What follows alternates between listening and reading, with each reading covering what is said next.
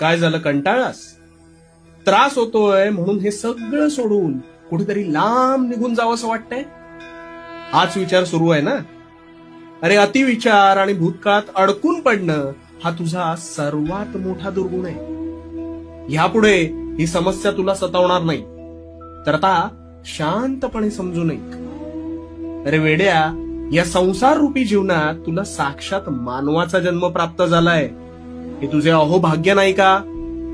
हा जन्म मिळवण्यासाठी प्रत्येक आत्म्याला प्रचंड झगडावं लागतं रे. तुझी समस्या काय माहितीये का? तुझी समस्या ही आहे की प्रत्येक गोष्टीचा बारीक सारीक तू विचार करत राहतोस आणि उगाच संभ्रमात पडतोस.